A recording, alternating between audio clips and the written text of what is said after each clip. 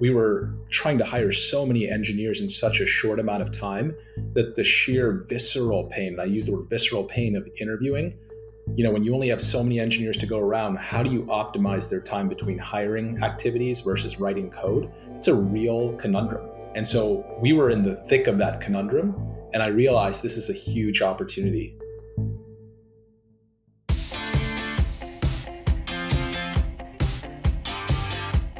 This is Dare to Disrupt, a podcast about Penn State alumni who are innovators, entrepreneurs, and leaders, and the stories behind their success. I'm your host, Ryan Newman, and on the show today is Bhende. Mo co-founded Karat in 2014 to fix the process of interviewing software engineers. Karat conducts highly predictive technical interviews for clients, helping companies to hire the engineers they need to create the future. Mo graduated from Penn State with honors in 2001 with a bachelor's in math and economics.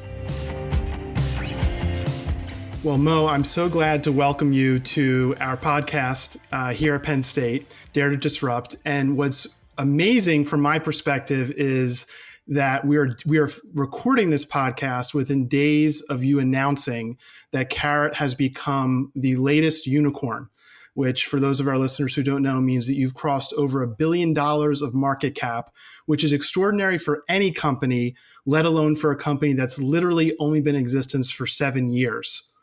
Thanks for making time. Yeah, no, it's wonderful to be here. Chalk another one up to Penn State. I feel very grateful for, building a company requires the support of friends, community, a great institution and school. Penn State is all of that. And so I'm just thrilled to be here. Awesome. Well, thanks so much for making time. We normally start the podcast on background, where you grew up, but I want to do it a little different today because I have the privilege and pleasure of actually knowing you. And I want to start where I first met you, which was the first day of fall semester of senior year, which was 2000 in the fall. And we were in an honors economics seminar and you walked in, introduced yourself, and you had just spent the last year in London at the London School of Economics. So I'd like to start there because what was the only thing that was more impressive was the fact that you had spent a year at the London School of Economics was the fact that you actually grew up in Pittsburgh, which is an incredible connection. So how does a guy from Pittsburgh end up going to the London School of Economics and Penn State? Let's start in Pittsburgh. So, Ryan, when I applied to colleges, I did all the, I guess, what you would claim to be the right things in high school, right? And I applied to 13 colleges and Penn State was the only one that took me, right? So I got 12 thin envelopes, one by one. I remember this is back, by the way, when we used to still receive envelopes and mail on where you went to college and not emails. And I just remember my dad kind of really coaching me and saying, doesn't matter, right? All it takes is one, was his philosophy to me, that it only takes one partner, one institution, one school to change your life. It's honestly still the hallmark of my leadership philosophy today. You just need one yes. And Penn State for me, Ryan, it was that yes. And so I entered Penn State, I think both with a fire in the belly, because I think my dad had really coached me on, okay, great. So you got into this amazing institution. What are you now going to do with that? But also with gratitude, because I think Penn State gave me a shot. And so I really that was the genesis of how I got to Penn State. Economics was kind of a crazy thing, right? So I actually ended up applying to the straight medical program. I actually don't know if you know this. I ended up getting into the Hershey medical program and I was going to do 3 years of undergrad, 4 years right to med school.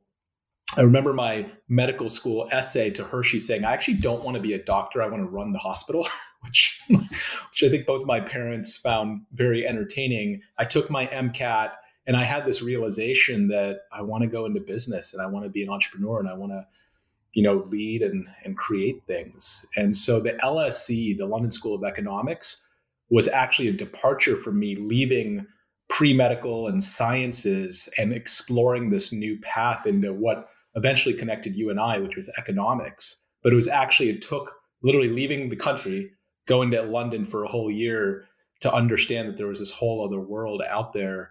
And then, fast forward, I came back to Penn State and I'm so glad I did. There was an opportunity to stay at LSE, finish my degree there.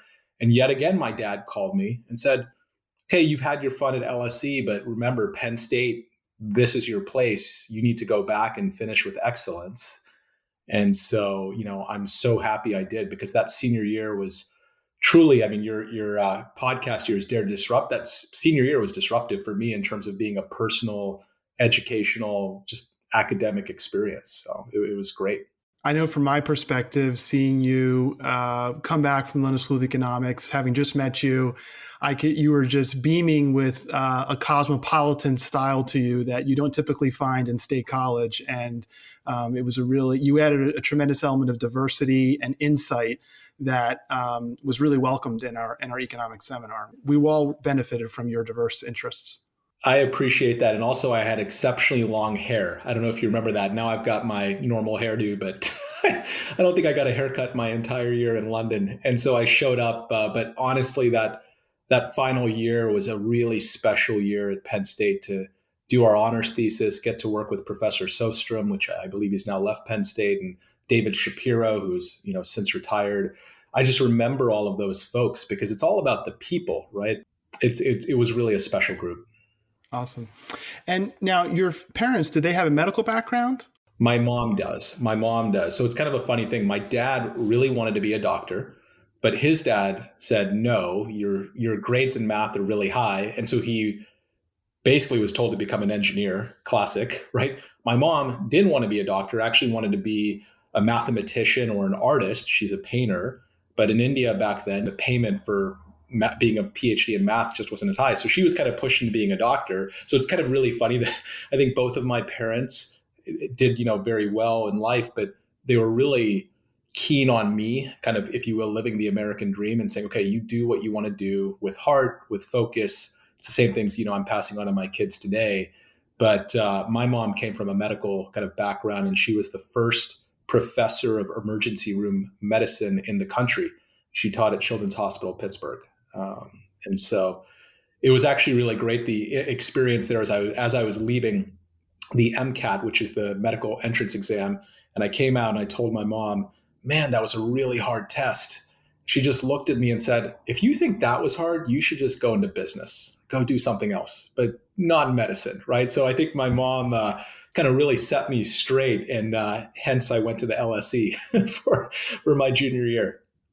Well, Mo, that's really incredible about your interactions with your mom and almost guiding you towards business. So after Penn State, I remember you received one of the coveted and in those days early Gates fellowships.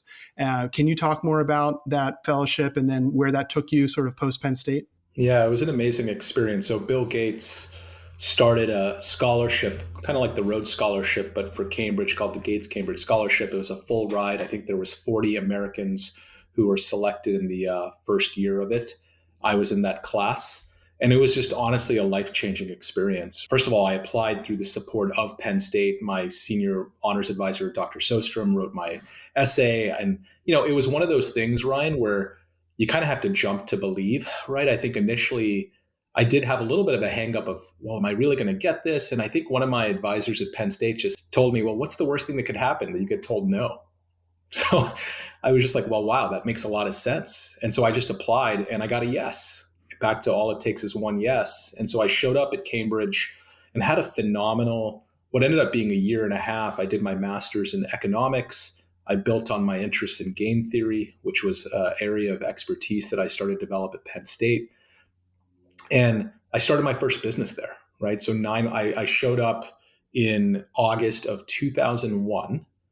9/11 happened, I think, 2 days after showing up to England, right? So I remember, by the way, seeing the Twin Towers on my way out. 2 days later, 9/11 happening, and me meeting, my then co-founder, David Haskell, and we then just started iterating on, well, what can we do in the world to make a difference? And so we ended up creating a magazine called Topic. And I ended up, getting my first taste of true entrepreneurship while I was at Cambridge. Bill Gates' dad, who is now passed, wonderful gentleman, gave us our first seed funding for the magazine. I learned how to go sell truly door to door in England. And it was an incredible experience. What was the early lessons you had from actually running a business? I mean, that sounds like that would have been your first real business attempt. And just talk a little bit about what that was like in terms of bootstrapping the business, while you sounds like you had some outside capital, I can't imagine it was very much. How did you make so much with so little? Yeah, I think three things I learned. First, it starts with your customer, and you got to start with the customer and work back, right? So we created this product. The idea of topic was that every one of our issues would focus on a different topic. We had, everyone from Jose Ramos Horta, the Nobel Peace Prize winner, and write about his experiences in war. We had generals write about their experiences. So it starts with the customer, and that we went door to door and tried to figure out who would read this, how much would they pay for it, right? So I think I got my lesson early on that, and it's something I share with my son and my daughter now, that we're all a customer to somebody else. Everyone here is somebody else's customer, right? And I think once you appreciate that, it creates a level of empathy and kind of places you in the right way to think about the customer first and work back. I think the second thing I learned is, man, hiring's hard, right? And so ironically for Karat, and what motivated me to start this business, I had to hire hundreds of people at my magazine business, and just the selection process, the time on interviewing, it was no one's job. All the things that my new business is meant to solve, I mean, I was just seeing that first and foremost. And I think the third thing was the importance of people. People and culture is truly the bedrock of anything, right? And just having a very clear mission, clear goals, and a clear people infrastructure. So I think those three things of starting with the customer, hiring is hard, but it's super critical, and it's all about people. Honestly, I think that those are universal lessons that can apply to any business, or not even business, Ryan. I think any leadership pursuit, you kind of need those three things to be working out.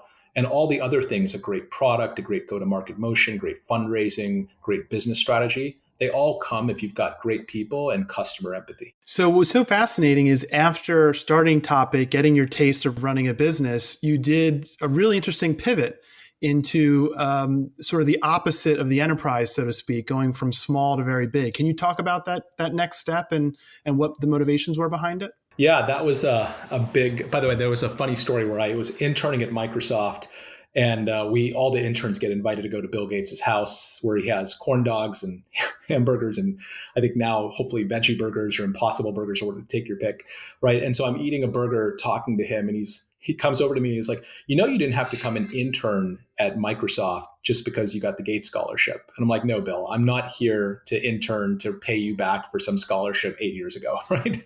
I'm here to learn.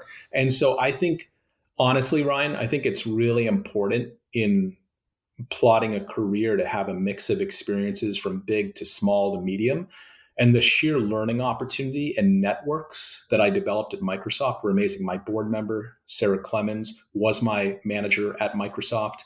Many of our investors came through that network, my exposure to technology. And so I think for me, I had been doing the small company thing, and I just realized I needed a platform to learn, and frankly, a platform to get educated on a different altitude of business, right? We were talking about partnerships and deals with the Chinese government, where I was sent to Beijing for 2 years, and I helped launch Microsoft's $200 million venture fund directly with the Chinese government, starting businesses in Beijing.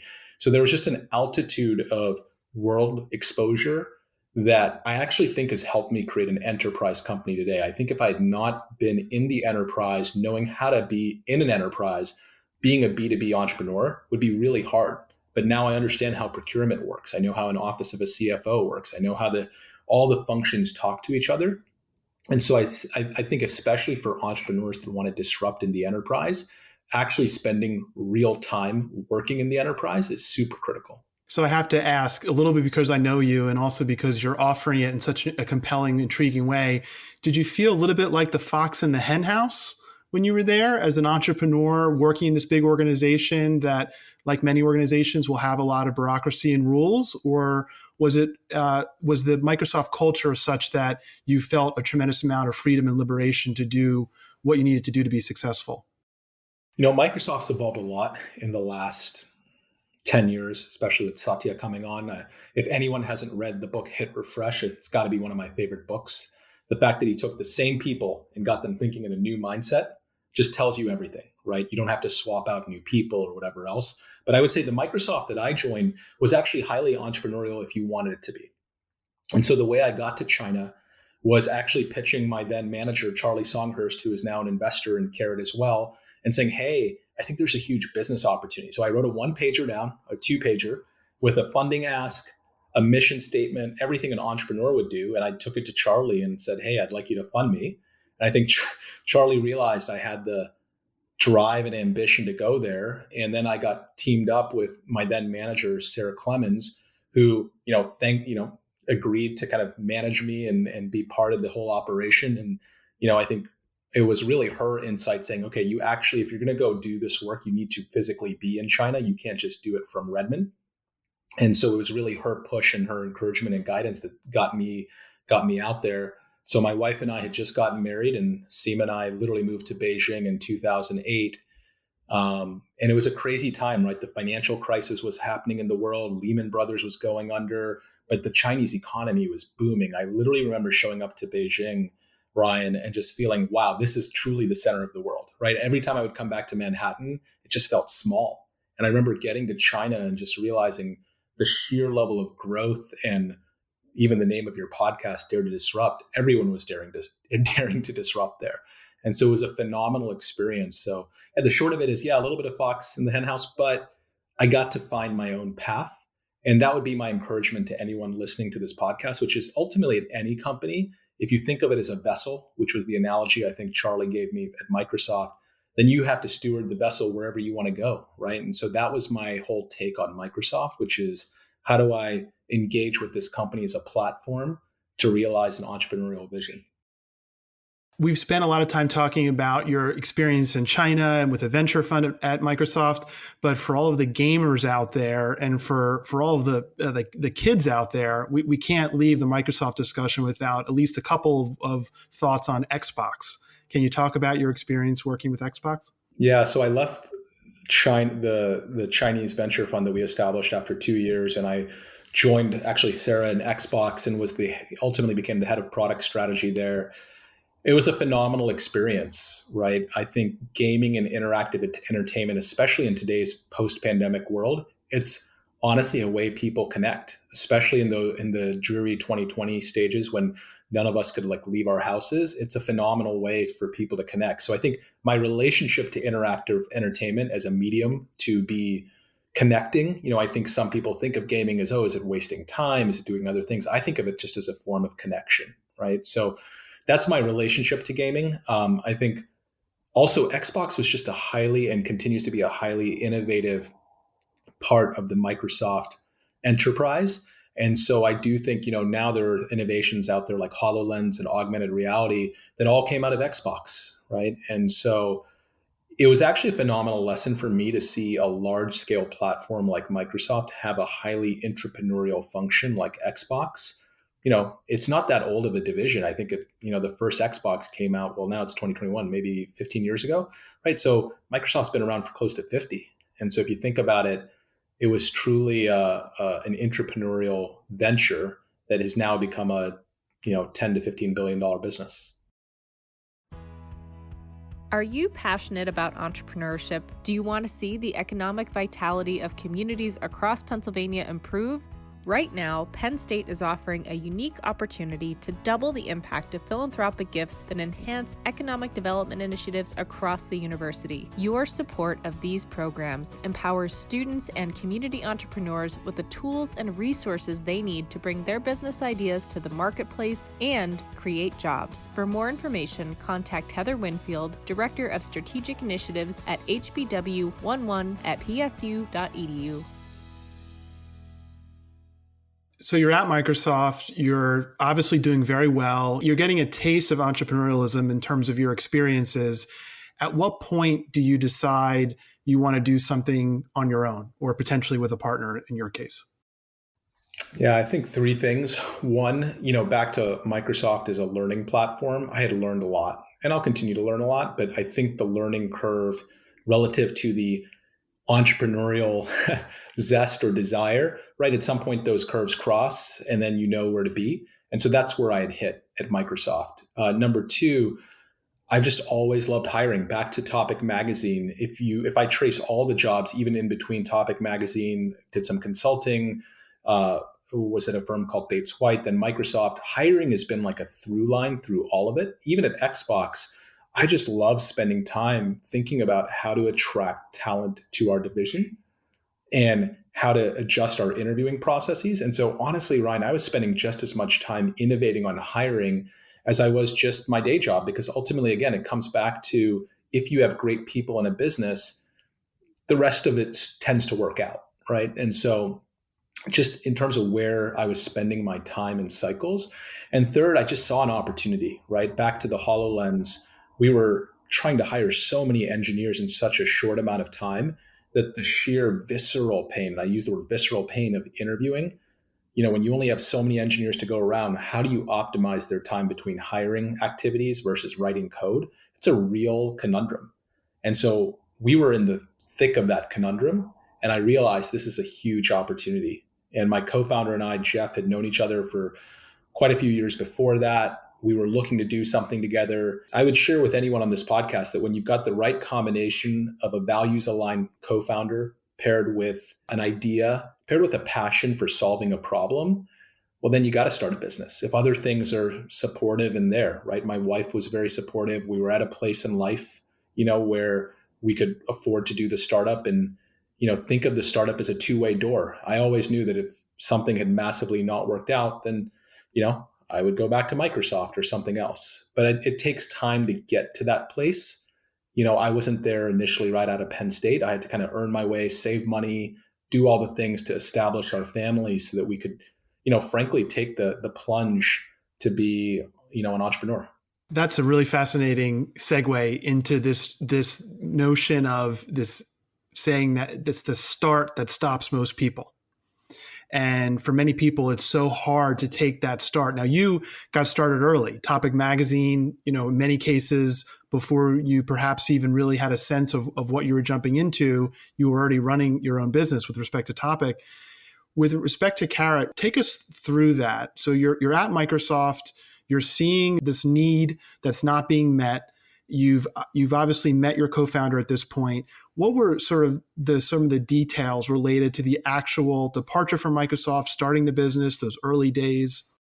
My colleagues and partners at Microsoft were exceptionally helpful and just gracious. When I started sharing, hey, I think I'm going to go do something in the hiring space, pretty much everyone I met just said, well, that seems pretty obvious because you love hiring, right? And so there was nothing but encouragement. And I do think to start a company, that validation and that social network and support, especially from your loved ones at home and the people you respect professionally, it's just so critical, right? And so I think number one, there was an outpouring of just support.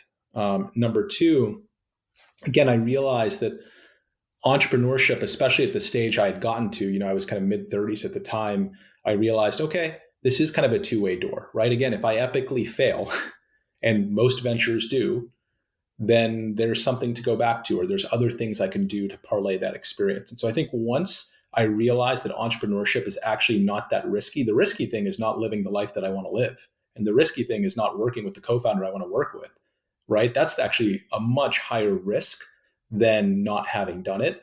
And so I think a lot of people think entrepreneurs just kind of jump off and don't think about risk. I think the best entrepreneurs are constantly managing risk, and they just know which doors are two-way doors or which ones are one-way doors. And I just knew kind of going forward that this was a two-way door. And number three, honestly, Ryan, I just couldn't get the idea out of my head, right? I was just like, okay, this is crazy. How has someone not come along and made interviewing a job? And at some point, it just becomes this consuming aspect of, well, why doesn't, there's a real problem. Why hasn't someone come and done it? It sounds like such a simple idea to make interviewing a profession, but then to operationalize it, run into a service that's 24/7. That's the complexity, but I just couldn't let go of that idea. And again, my co-founder, Jeff, happened to be at the kind of right time at right place in my life, and me as well with him, that it just made sense. Can you talk a little bit about your co-founder, a little more about his background and how you two complement one another? Yeah, Jeff.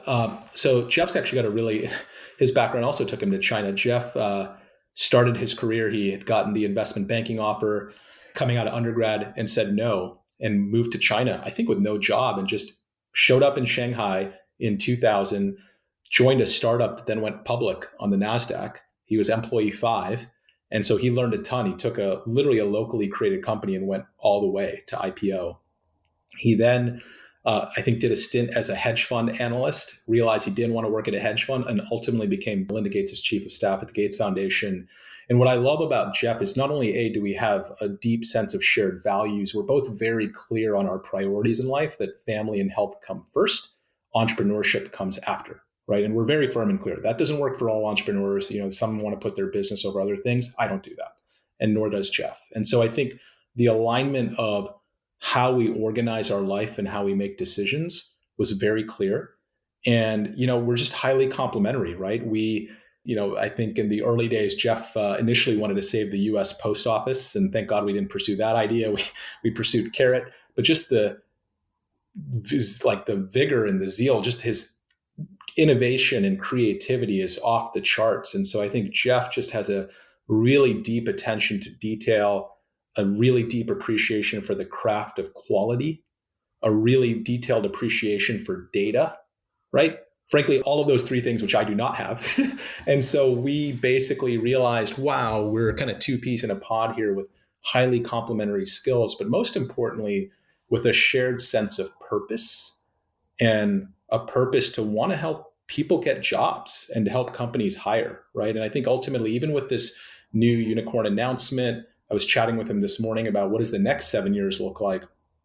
I think it's just going to be a 7 years with purpose, right? And led through purpose and conviction that we now have a platform to make real change in the world. So it sounds like you have a real division of skills. Is there a division of roles too within the organization? How does that translate to the way you run the business day to day? Yeah, I focus now primarily as CEO of the company on fundraising, organization hiring, setting strategy and structure. You set a mission, you then have to organize around that mission and go from there.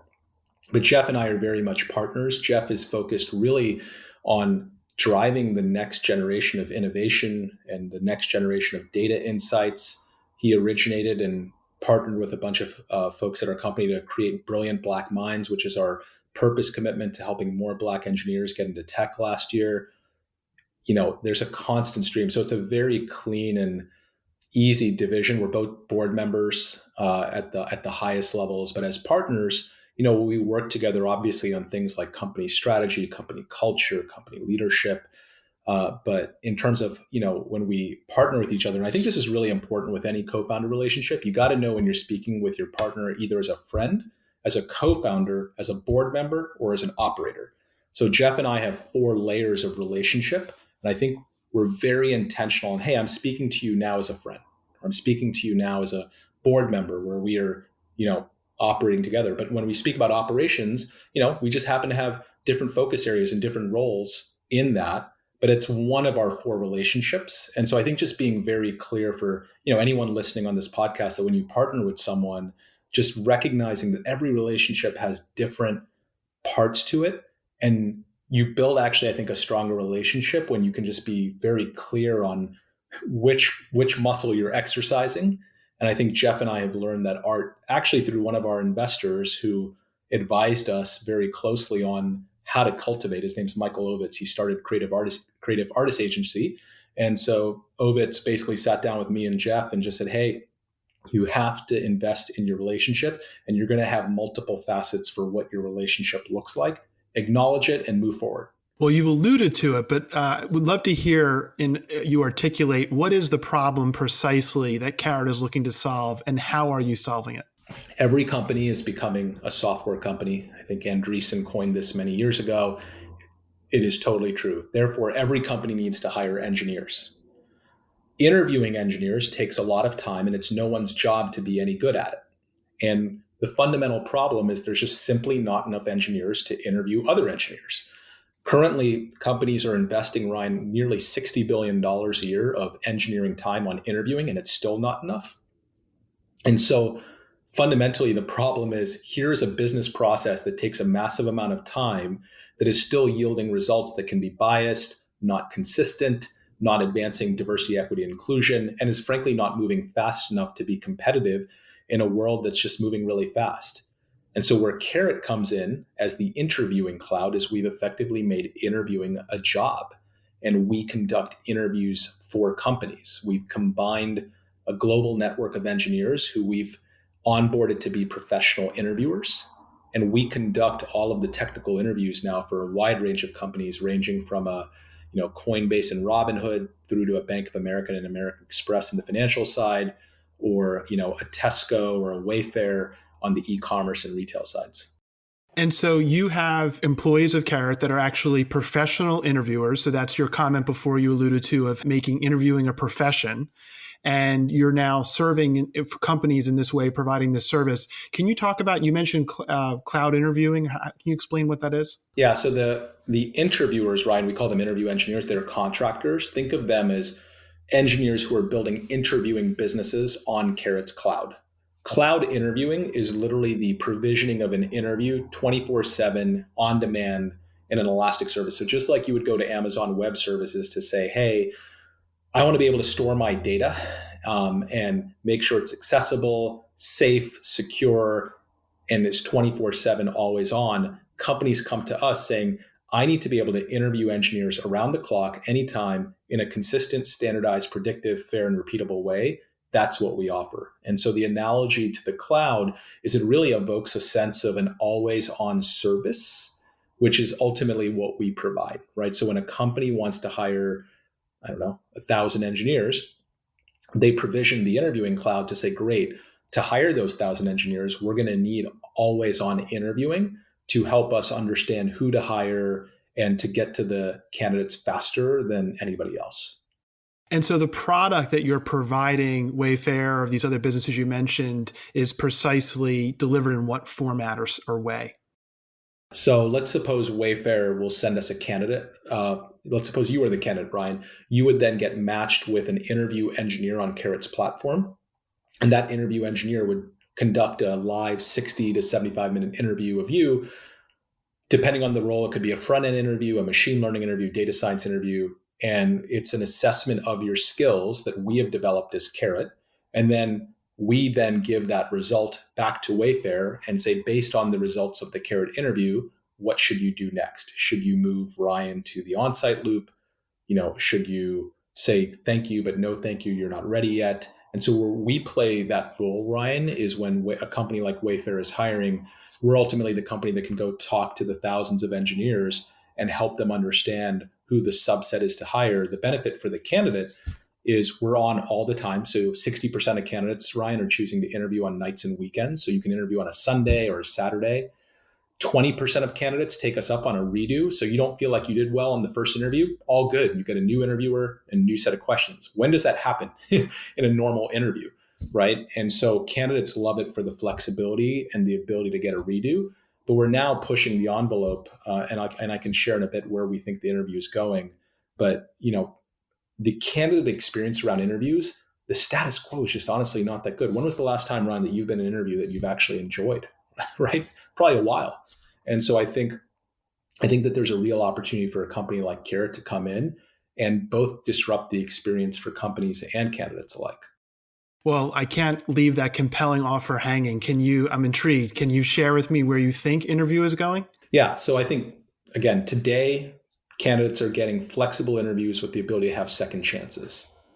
Where the interview is going is it's going to go from being a transactional thing that you have to do into something that gives the candidate value back. If you don't get the job, candidates can get feedback from their interviews. We've actually been giving feedback to all of the students going through our Brilliant Black Minds program and seeing that there's a demonstrable lift in performance once you get feedback. But Ryan, only 3% of candidates in America are getting feedback today. We're going to change that, right? And so part one is you don't get the job, or you do get the job. What can Karat give you back as a candidate to understand your performance? I think the second thing that's going to happen with the interview is it's going to go from being a point in time look at somebody to a longitudinal kind of time horizon of where has this person grown. So I'll give you an example, Ryan. We were looking at the data last week and we realized, there was a candidate that we've interviewed 10 times for 10 different companies across the last 5 years. So we've literally seen the same person since 2016 growing in their career. And a normal interview would just say, well, here's what this person knows right now. Whereas with Karat, we can actually say this person's grown so much since 2016 to 2021. Imagine where they're going to be in 2025, right? So I think the interview is going to be looking at potential and learning and growth. The final thing is interviews are going to be enjoyable and they're actually going to be entertaining, right, for candidates. We've seen through our data that when interview engineers tell either developer-friendly jokes or bring levity to the interview, the candidate ratings of the interview skyrockets and candidates are just happier. And so we're actually currently working with two professors who wrote the book Humor Seriously, Jennifer Aker and Naomi Bagdonas. They're professors at the Stanford School of Business. They're working with us on how to inject humor into the interview. And so we are literally going to make a science out of making the interview not this dreaded thing that you have to do, right? But actually an experience that as a candidate, you say, okay, great. I do want to do that interview because it's going to be, it's going to help me. It's going to illustrate my potential and I'm going to get feedback one way or the other. And so I think, Ryan, that is where the interview is going. It's pretty incredible. No doubt you've had investors knocking at your door for some time now, given the compelling nature of the business. Can you talk about your experiences raising capital, the timing as to when you chose to do it, and then what that experience has been like for you and the company? Yeah, it evolves over time, right? So in our earliest seed stage, right? So the seed stage is usually your first, or now there's all these other tranches, angel rounds and other things. But back to Microsoft, it was my boss Charlie who actually introduced us to 8VC, which is Drew Edding and Joe Lonsdale's firm. And 8VC, they just got it was in one meeting and they were like, yeah, interviewing needs to be a job. How has someone not come along and done this, right? And so they did some of their diligence, but we then raised capital, right? And we had already, I think at that point, gotten to a couple $100,000 of revenue. We had already had customers like Intuit. And so, I'd say one of the things we did is we went out before raising money and actually validated that there was a market need. And not all entrepreneurs do that, but that's the course that Jeff and I took. And, that's kind of, 8VC has been an incredible partner. When we got to what's called the Series A, that's a higher bar. You need to prove, okay, great, certain revenue metrics, milestones, product market fit. And, it's harder sometimes as an entrepreneur to find, now it's a little easier, but it's harder. It was harder to find the right partner, but we got fortunate to get teamed up with a gentleman named Parker Burrell, who works at Norwest Venture Partners. And Parker had actually formerly been the VP of product at LinkedIn. So he immediately got it as well, because he said, wow, never before have I seen a service that generates so much data on engineers and engineering talent and companies, and you're getting paid to create that data. And so I think Parker just immediately understood the value proposition of our business. And by the time we got to Tiger, Scott Schleifer, who led our last two rounds, both this recent one and our Series B, Scott and Tiger have done deals in LinkedIn, Glassdoor, Workday, et cetera. They just really understand our space. So I think the through line through all of that, Ryan, is we found partners like Drew, Parker, and Scott who actually really understood our business in a deep way. They've either been around the talent space, been in recruiting, and they understood that a human plus tech solution would be the winning model. It's not obvious, right? Because we're not another crypto company or another, stock like, fintech, right? To go off and say, oh, wow, this company has real humans solving an actual problem. But I think the investors we have found immediately understood that in this space, that is the winning approach, to combine the best of people with the best of tech.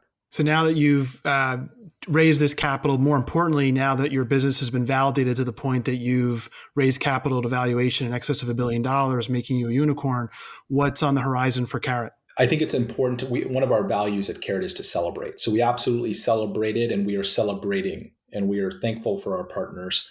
I don't agree with, there's many entrepreneurs who are like, don't celebrate, get back to work, it's just getting started.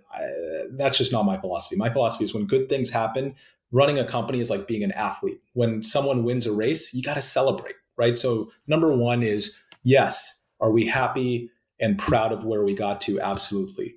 Are we hungry for the future? You got to believe it, better believe it, right? So I think when we think about the future, really this is just a platform and we're just getting started. Number one, we're going to invest in scaling adoption of the interviewing cloud globally, right? So for example, Europe is our fastest growth market right now.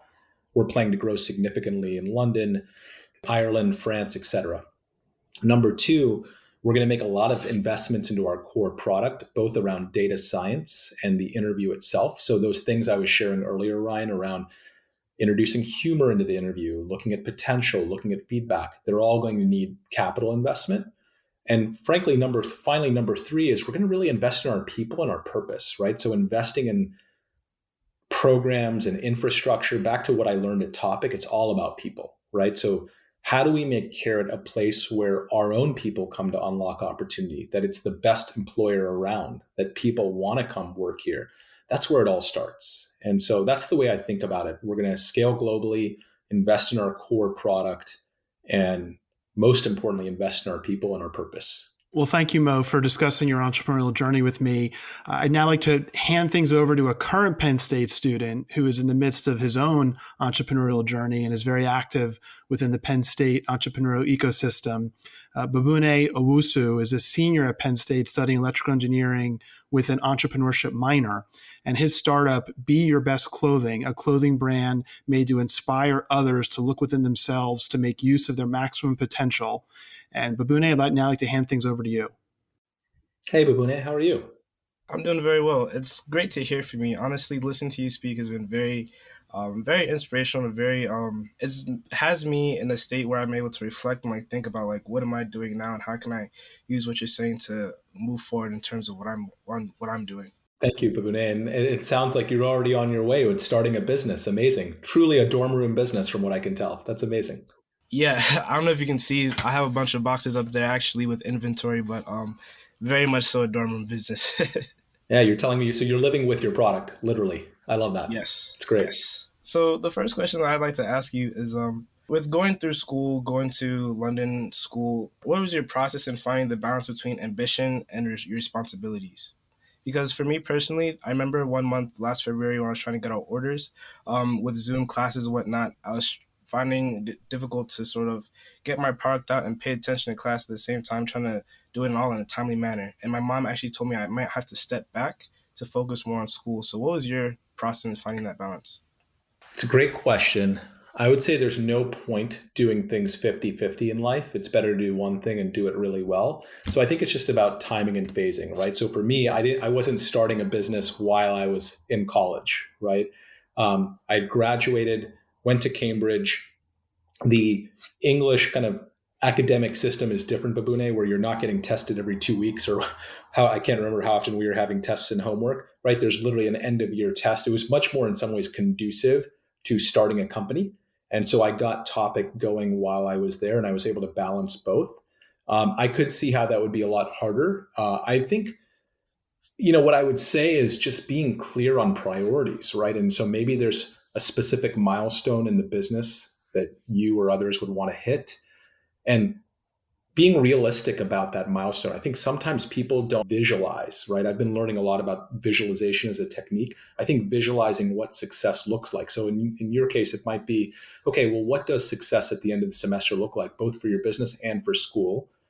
Then asking yourself and whoever else is listening, is that possible to have both outcomes? And if so, then working back, right? So I think working back from a clear outcome will make balancing responsibility and ambition no longer a trade-off, but just one and the same. I think when people run hard at things without a clear goal of where they're running to, that's where they burn out. But actually just declaring an end state and saying, is that possible? And picking what I'd say a stretch goal, but a goal that's realistic, is really important. And it's the same in business today, right? When we set board targets or growth targets, we always push ourselves a little bit, but we know we have a real shot at hitting that goal. There's no point picking goals that are just so wildly impossible that you'll always fail. But there's also no point in picking goals where you're always going to hit 100% of them every quarter in and out. Then you're just not trying hard enough. So it's actually interesting that you say that because it kind of leads to my next question. Do you find that you often lean more towards a point of confidence or courage when taking on projects? And can you give an example? It's a good question. I would say that technique is not to, especially as I've grown in my career, it's not to just have one method or another. It's to know which method to employ for what situation, right? So I do think some situations require courage because, well, you probably have nothing to be confident about or no knowledge to go after, right? So to me, when I was raising that first round of capital, I led with courage because frankly, we didn't fully have a formed business. But in closing this round with Tiger right now, I led with confidence because we have a business. We have real customers that have real value. And whether one investor wants it or not, that's not going to change what's most important for me, which is my customers and my people, right? And so I think you have to know which techniques. I think I'd add a couple others. There's empathy, and then there's listening, and then there's just knowing when you made a mistake and like being ready to like say, yeah, I made a mistake. I'm so sorry. Right. And is that a two-way door mistake or a one-way door mistake? And just knowing. And so I'd say, Babune, I think I've employed both confidence and courage. It just depends on the situation. It's very interesting. I know that personally in my school endeavors, I often find that so I'm majoring in electrical engineering, but my minor is in entrepreneurship. So what I find that is like for my major classes, they don't really encourage you to necessarily fail unless it's like you're doing homework by yourself. But you can't necessarily fail as much when it comes to exams, homework, and all that other things. But like in entrepreneurship, one of my first assignments was to go out and fail. We're supposed to go out around town and just ask someone if we could do something. If they say no, then go find someone else to try and ask them to do that. So Oh, Babune, that reminds me. So I was at the Goldman Sachs, I think, Builders and Innovators Conference last year and got to meet Kris Kardashian, who is the mother of Kim Kardashian. And she told me this line that I still use today, which is if someone tells you no, you're just talking to the wrong somebody. And right, I still use that today to motivate my sales force. I'm like, oh, hey, somebody told you no, well, go talk to somebody else, right? And so I think I love that they did that. And I love the yin and yang of your experiences because it's important to not be reckless. Entrepreneurship, back to risk management, I think some people have this fascination that entrepreneurship is about massive risk taking. And actually, it's not. It's about thoughtful understanding of people and customers to create new things. And so I love the fact that you actually have a little bit of a dichotomy going on there with your main and major courses. That'll serve you and others who pursue that well. Only having one way of doing things, only not failing or only failing, is a recipe for not winning. thank you. I appreciate that. So with my last question of being a college student right now, and since you also went to Penn State, what lesson or resources did you find most valuable to you as a student at Penn State that contributed to your achievements and success that you have today? So honestly, Babune, I showed up just like the Gates Scholarship. I was the first Gates Scholar of class. I was also, like Ryan, the first Schreier Honors College class.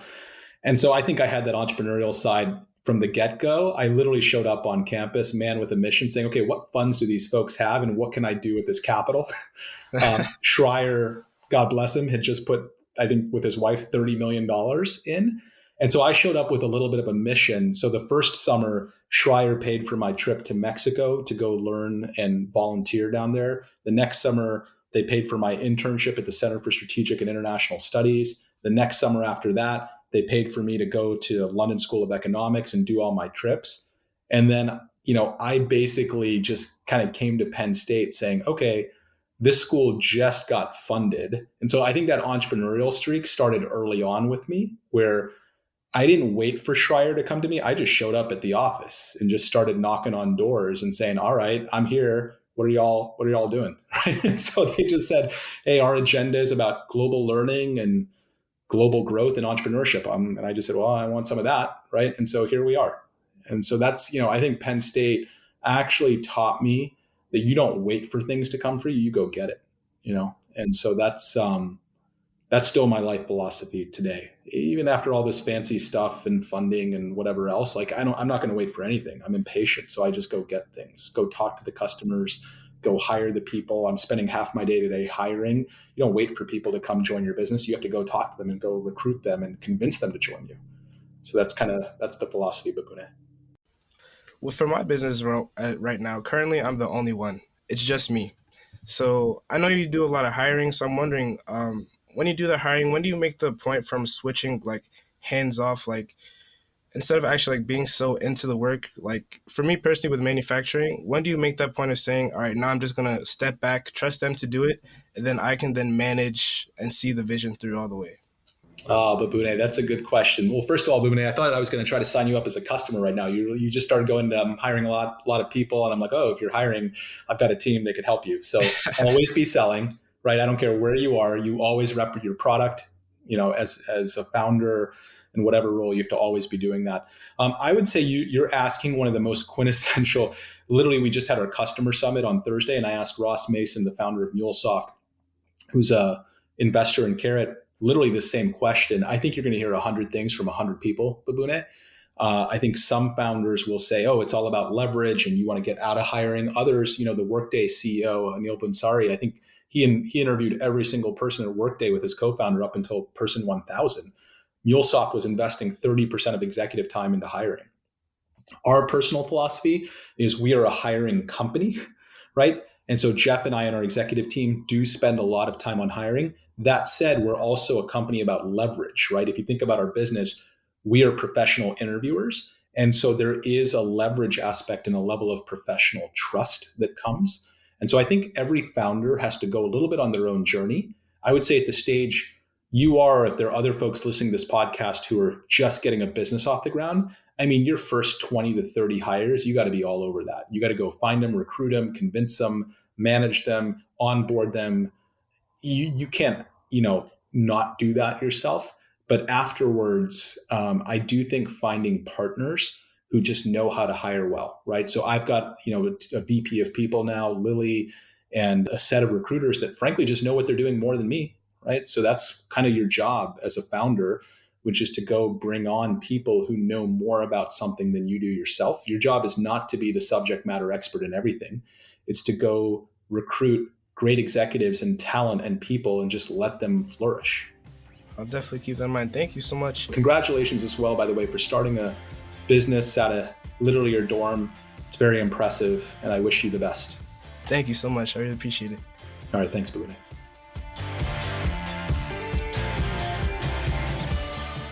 That was Mo Bhende, founder of Karat, one of the newest companies to obtain the noteworthy status of unicorn. If you haven't already, be sure to subscribe to Dare to Disrupt wherever you listen to podcasts, and look out for the next episode in November. Thanks for listening.